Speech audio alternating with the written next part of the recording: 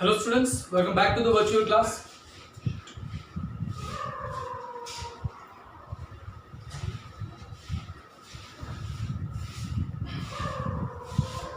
Hello students, welcome back to the virtual class.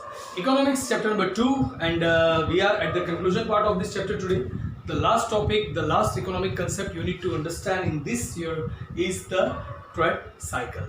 Right, so we are understanding the trade cycle from the yesterday. Yesterday we understood about the meaning of the trade cycle, right? The reasons, right? What kind of changes happens and the trade cycle is being disturbed, right? What are the changes we find in the economical activity and what are the definitions of the trade cycle? That was a part of our yesterday's session. In today's session, guys, we are going to understand two things. The first is the characteristic and the second is going to be the phases of the trade cycle. So let's understand them.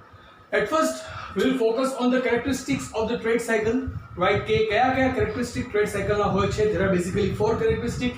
The first one, it depicts the dynamic changes. જે changes છે એ ખૂબ જ dynamic હશે, બરાબર? બહુ મોટા પ્રમાણમાં change આવશે એની અંદર, right? The big changes will be shown and the changes will be quicker, right? Normal જે ચેન્જ આવતો એના કરતાં ટ્રેડ સાયકલમાં જ્યારે ચેન્જ આવશે તો એ ચેન્જ ફાસ્ટર હશે અને એની ઇમ્પેક્ટ પણ બિઝનેસ ઉપર ખૂબ જ વધારે રહેવાની છે. So at first it depicts the dynamic changes. Second, the positive and the negative changes. It depicts the positive and the negative changes. હું હમણાં તમને સાયકલ અહીંયા સમજાવવાનો છું તો સાયકલ સમજાવીશ ત્યારે તમને સમજાઈ જશે કે કઈ રીતના ચેન્જીસ આવે છે, રાઈટ? પોઝિટિવ માંથી નેગેટિવ તરફ પણ જાય છે અને નેગેટિવ માંથી પોઝિટિવ તરફ પણ આવે છે. So it shows you both kind of the changes, the positive changes and the negative changes. Both type of changes are seen in the trade cycle, right? Then the third, it arises, right? The trade cycle arises because of several factors, right? The change in the several factors. આ જે change થાય છે ને એ શેને કારણે થાય છે? થોડા factors હોય કે જેની અસર થતી હોય છે, બરાબર? There are certain factors which are affecting the economy and due to that in the economy the trade cycle is moving on, right? Factors માં change આવે છે એને કારણે economic activity માં change આવે છે જેથી એ positive પણ થઈ શકે છે અને negative પણ થઈ શકે છે. But એ હું તમને જ્યારે example આપીશ ત્યારે ફરીથી સમજાશે, right? And the fourth is it has the various phases and each phase doesn't last for uniform time.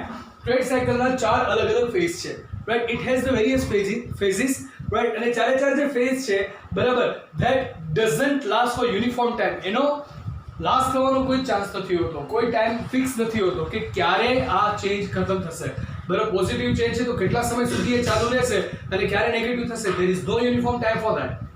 Right, so once we talk about the phases of the trade cycle, each and every phase does not have any uniform time કે એ phase ક્યાં સુધી continue થશે, right? So guys, these are the characteristics of the trade cycle. Now let's move towards the phases of trade cycle. જે આપણે phases ની વાત કરી, હવે આપણે phases સમજીએ. તો guys, trade cycle ના basically four phases છે: boom, recession, depression and recovery. Boom ને inflation તરીકે પણ ઓળખાય છે.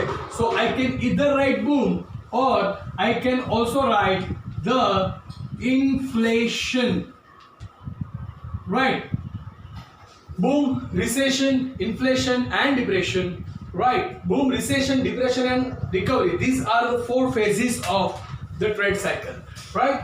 So boom means એક એવો ફેઝ છે કે જેની અંદર તો બિઝનેસ ઇઝ બૂમિંગ. આપણે કોઈ પણ એક નોર્મલ બિઝનેસનો આઈડિયા લઈ લઈએ, બરાબર? એને પછી આપણે ઇકોનોમી સાથે રિલેટેડ કરવાની છે. સે ફોર એક્ઝામ્પલ કોઈ એક બિઝનેસ છે, બરાબર? કોઈ પ્રોડક્ટ છે. ચલો let me give you the example of the spray. આ જે સ્પ્રે બોટલ છે આની એક કંપની છે. Currently there is no competition into the market. So it is on the boom stage. કારણ કે માર્કેટમાં ડિમાન્ડ ખૂબ જ હાઈ છે. each and every person is just running behind buying this spray bottle, right? તો અત્યારે એ boom phase માં ચાલે છે, એટલે કે it is on peak, it is on the highest level, right? એને આપણે boom અથવા તો ઇન્ફ્લેશન કહેશું. પછી માર્કેટમાં ધીરે ધીરે કોમ્પિટિશન આવે છે તો બિઝનેસ થોડો લો થાય છે, તો બિઝનેસ બૂમમાંથી લો થઈને પહોંચે છે રિસેશન તરફ, એટલે કે બિઝનેસ રિસેસ થાય છે. થોડો સમય લાગે છે. હવે જે બિઝનેસની પહેલા જે પેસ હતી, પહેલા જે ટર્નઓવર હતું, પહેલા જે પ્રોફિટેબિલિટી હતી એ બધી હવે નથી રહી, રાઈટ? બિઝનેસ થોડો ડાઉન થઈ રહ્યો છે, બરાબર? પ્રોફિટ ઓછો થઈ રહ્યો છે. રિસેશન ફરીથી કન્ટિન્યુ રહેશે. એક સમય એવો આવશે કે the competitors will capture the market, right? તો કોમ્પિટિટર્સ છે એક માર્કેટ કેપ્ચર કરે છે અને that comes the phase of the depression, એટલે કે બિઝનેસ તમારો એકદમ મંદો થઈ ગયો છે, રાઈટ, એકદમ મંદી છવાઈ ગઈ છે. હવે તમારા બિઝનેસમાંથી તમારે પ્રોફિટ કઈ રીતના કાઢવું એ પણ પ્રશ્ન છે. ગ્રોથની તો વાત જવા દો, પણ પ્રોફિટ કઈ રીતના અર્ન કરવું એ પણ અઘરું છે. હવે એવી સિચ્યુએશન આવશે ત્યારે એક હિન્દી કહેવત છે કે મરતા ક્યાં ન કરતા. Right, same way you will try and you will die hard to find out the best way out from which you can make your business running on the top once more. તો તમે innovations લાવો છો, અલગ અલગ schemes લાવો છો, એનીહાઉ તમે જે ડિફરન્ટ ચેન્જીસ લાવ્યા એ ચેન્જીસને કારણે તમારો બિઝનેસ ફરીથી ગ્રો થઈ રહ્યો છે and you came to the recovery zone. એટલે કે બિઝનેસ તમારો ડિપ્રેશનમાંથી રિકવર થાય છે અને રિકવર થઈને ફરીથી પાછો બૂમ તરફ પહોંચશે.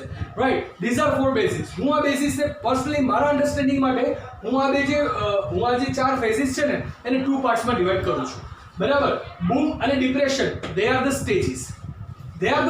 કે બૂમ સ્ટેજ ઉપર પહોંચી ગયા, ડિપ્રેશન સ્ટેટમાં આવી ગયા. બરાબર, અને રિસેશન ને રિકવરી છે ને એનું પ્રોસેસ કહું છું કે બૂમમાંથી ડિપ્રેશનમાં જવા માટેનો જે પ્રોસેસ છે એને રિસેશન કહીશું કે બિઝનેસ ધીરે ડાઉન થઈને ડિપ્રેશનમાં આવ્યો, અને ડિપ્રેશનમાંથી જ્યારે પાછા આપણે રેસ થઈને બૂમ તરફ જઈએ છીએ એનું રિકવરી કહીશ કે ડિપ્રેશન છે એમાંથી કવર થઈને ધીરે ફરીથી આપણે બૂમ તરફ પહોંચ્યા.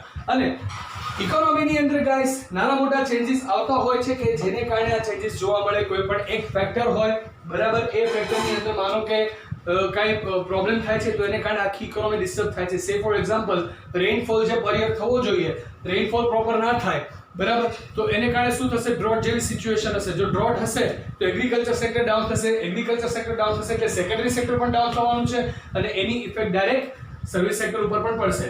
તો 1 વર્ષ સુધી માર્કેટ ડિપ્રેશનમાં જતી રહેશે. હવે 1 વર્ષ પછી નેક્સ્ટ યર રેનફોલ ખૂબ જ સારો થયો, એગ્રીકલ્ચર પ્રોડક્ટ ખૂબ જ સારી પ્રોડ્યુસ થઈ, તો ફરીથી ઇકોનોમી પેસ પકડે છે અને ડિપ્રેશનમાંથી રિકવર થઈને ફરીથી એ બૂમ તરફ પહોંચશે. રાઈટ, સો એટલે મેં તમને કહ્યું હતું કે સેવરલ ફેક્ટર્સ, થોડા ફેક્ટર્સમાં ચેન્જ આવે છે જેને કારણે આખી એક ટ્રેડ સાયકલ ક્રિએટ થાય છે અને એક સર્ક્યુલર ફોર્મમાં મૂવ કરે છે, એટલે આપણે એને સાયકલ કહીએ છીએ. બૂમમાંથી રિસેશન, રિસેશનમાંથી ડિપ્રેશન, ડિપ્રેશનમાંથી રિકવરી, રિકવરીમાંથી ફરીથી બૂમ. રાઈટ, એ સાયકલના વ્હીલની જેમ એક સર્ક્યુલર ફોર્મમાં ચાલ્યા જ કરે છે. Right, so guys, this is the end of the topic as well as this is the end of the chapter number 2. Right, next session we are going to start chapter number 3 and that is very much interesting to understand because it will make you face to face with the current situation of the market. It is called demand. કે માર્કેટની અંદર કોઈ પણ પ્રોડક્ટની demand શું છે. Usually આપણે demand બહુ યુઝ કરીએ છીએ વર્ડ, બટ હવે એનો એકચ્યુઅલ મિનિંગ સમજશું. માર્કેટમાં કઈ રીતના ડિમાન્ડ આઈડેન્ટિફાઈ થાય છે એ સમજવાના છીએ. ડિમાન્ડનો મિનિંગ શું છે, રાઈટ, અને બીજા ઘણા કન્સેપ્ટ છે ડિમાન્ડના. સો હવે જે સ્ટાર્ટ થાય છે it is all related to business, chapter number 5, 6 and 7. Sorry, chapter number 3, 4, 5 and 6. These 4 chapters are related to business only.